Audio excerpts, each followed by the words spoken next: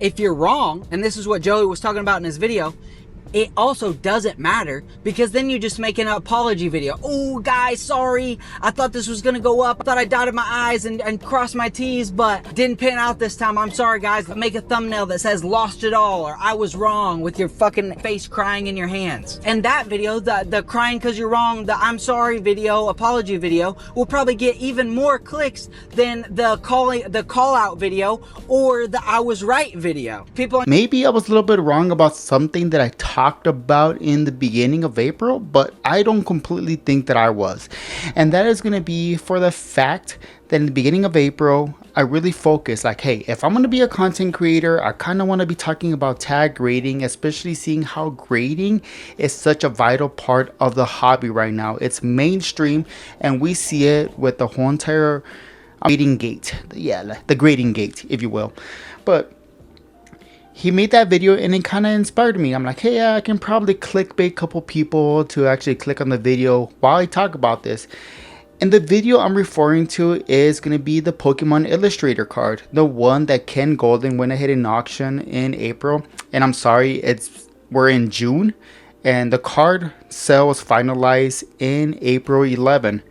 Man, I'm horrible at this content creation kind of stuff. But the Pokemon Illustrator Tag 8. Whenever I talked about this card, I mentioned that Ken Goldin, whether if I don't like him as a person or, you know, business person or whatever, he just kind of gives me off some vibes like he's definitely in some sort of spectrum. Now, the Pokemon Illustrator in April was a very hot topic for the fact that earlier in March/February is whenever the Logan Paul's Pokemon Illustrator, the PSA 10, sold for $16 million. And it's one of those things that we're going to keep coming into, especially when it comes into the grading sphere, because this is what really pumped up like grading. Like that the multi-million-dollar card is a catalyst for why grading is so big right now. Ken Goldin made a video about, hey, I'm going to be auctioning off this Tag 8 card, a Pokemon Illustrator Tag 8. Now, the good thing about the Tag 8 that it has going for it, it's the fact that it has a score on it. Score of 805. Now, I did mention, like, you know, I was being like very hopeful. It's like, is this card probably going to auction off for more than $1 million? Not likely, but this is going to be the start of a baseline of what tag grading can go ahead and do, especially if you're grading with a score. Ever since that video, I really did start mentioning like, hey, if you're going to be grading cards, if you're going to be grading vintage, if you're going to be grading any kind of grail cards, get the score. The only thing that the score is going to be doing for you, helping you down the road, whether if you're a collector, a flipper, investor, or whatever you want to call yourself, having the score on that card is going to give you some negotiating leverage down the road, especially if you guys really do believe that that Pokemon won't crash. Now, his Tag 8 Pokemon Illustrator card went ahead and auctioned off for $488,000. Close to $500,000. That is insane for an 8. However, like, does that mean it breaks a record in the sense that that is the highest value Tag 8 card sold, the Pokemon Illustrator. Now, what I do find interesting, which I told you guys too, like, the catalyst on this is now that we have a baseline for a Tag 8. This is going to be the highest Tag 8 card available right now with a score of 805. Hold on, look, let me bring it up. There we go. Here's the scores. These are going to be the scores for the Tag 8 or for the Tag Pokemon Illustrator cards out there. The highest one, 805 points, sold for almost $500,000. Now there is 4 Tag 9s and then 1 Tag 10 Pokemon Illustrator card. And as you guys can see, there's a significant difference between scoring wise. There's a significant difference scoring wise between an 8 to a 9. Now I know that Tag also does subgrades, or like not subgrades, but like 8.5, 7.5s. And I know this because I've had a couple of them in my collection. Why do I bring it up? Because earlier in this year, in March 8 of 2026, a PSA 8.5 Pokemon Illustrator card sold for $727,000. You know, almost $750,000. That's insane. That's fantastic. Meaning that if there was a tag 8.5 Pokemon Illustrator, then we'll probably be looking somewhere around the same ballpark. And the only reason why I say that is because comparing prices of a Pokemon Illustrator in a tag 8 to a PSA 8, the tag 8 goes higher than the PSA 8. Right now, the PSA 8.5 goes for $727K. And we don't have any recorded sales of any Pokemon Illustrator cards in a tag 8.5 period, but no recorded sales of a tag 9. But we have multiple cards in a 901, 904, 907, 943, and finally we do have a tag 10 at a 955. So I did mention that with the score, every single time that one of these cards is going to go ahead and sell, people who have the higher score cards, there's a possibility, I do see a possibility where Ken Goldin is going to go ahead and acquire a tag 9 and he's going to go ahead and auction it off. And the sale will probably be looking closer to $1 million. Or closer or over $1 million. And the only reason why I say that is because there's already a recorded sale of a PSA 9 going for $1.5 million. Whenever I decided to really anchor down my niche for content creation with tag rating, is that a lot of bigger content creators do see tag as the rival to PSA. Now why? Because tag is providing some sort of innovation to push grading, whether that's going to be and that's mostly going to be coming in the form of transparency, not so much of the AI grading, but the transparency or the data where, you know, something that PSA completely lacks. Beckett does give you some sort of feedback with their subgrading. However, you do got to pay extra, but they do provide that. CGC and PSA don't.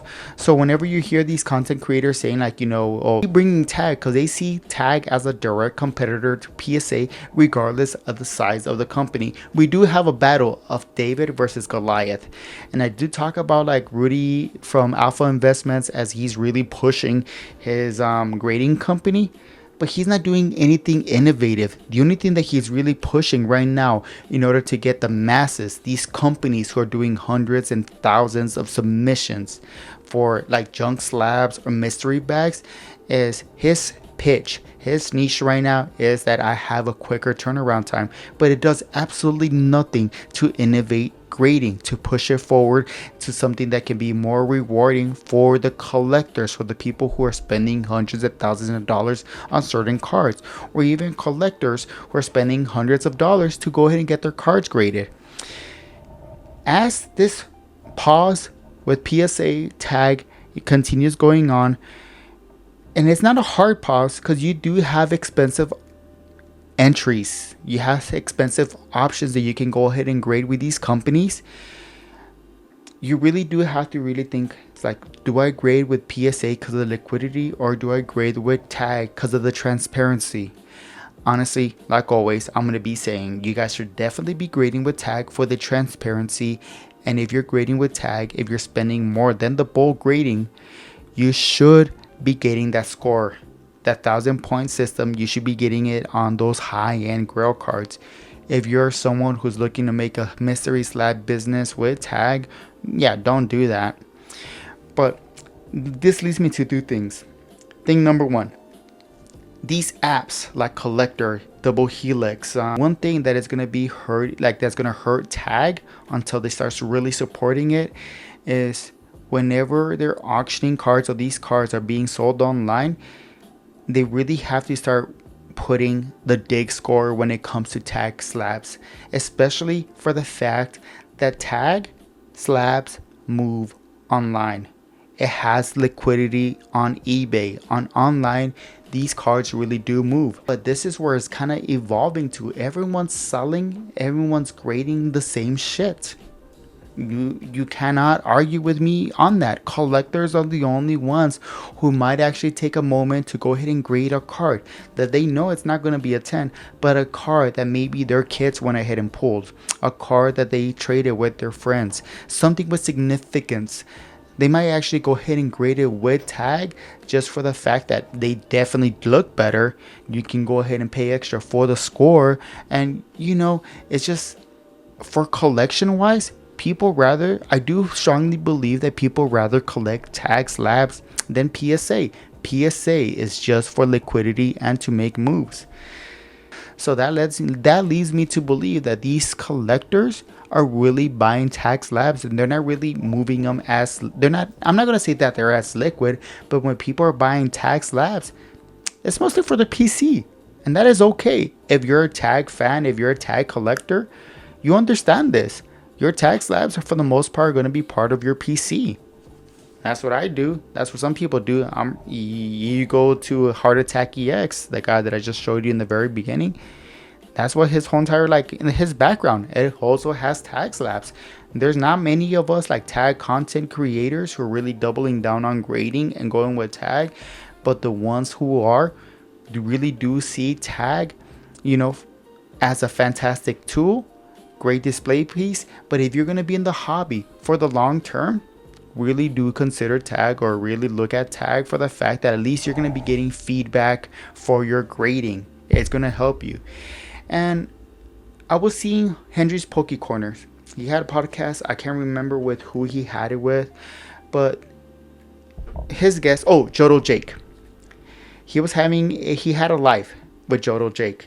And Jodo Jake was saying he doesn't really see tag as a direct competitor to PSA, but he sees tag setting themselves up to be bought up by a bigger company. That is a fantastic take, a hot take for tag fat boys, but for collectors or people who are going to be in the hobbyists, if you will, that is a fantastic take. That is a good possibility that tag is going to make their money as a business, but not how much mass grading they can do, but making themselves a valuable staple of the grading of the hobby, and them selling themselves, whether to PSA, CGC, or someone else. Now, I think they can probably continue growing and making themselves a bigger part of the hobby, especially if people do believe that this grading, this junk slab era is eventually going to break the market. Something that's really going to distinguish themselves is at least having the best copy of a graded card, and you can tell that by the score of tag grading. But before we wrap up this video, so like always, if you're really going to be considered grading, wait until grading becomes cheaper. And if you're deciding between the companies, go with the grading company that's probably going to give you the most information and a bigger selling point for you to move that item. PSA's biggest selling point is liquidity, right? Tag's selling point is going to be transparency and the quality of your card. Outside from that, I do hope that you guys having a fantastic day, and I'll catch you guys next time. Peace.